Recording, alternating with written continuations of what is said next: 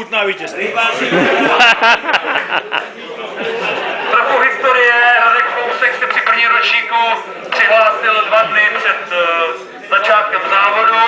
V druhém ročníku absolvoval posádce vedenou Petrem Vaňkem.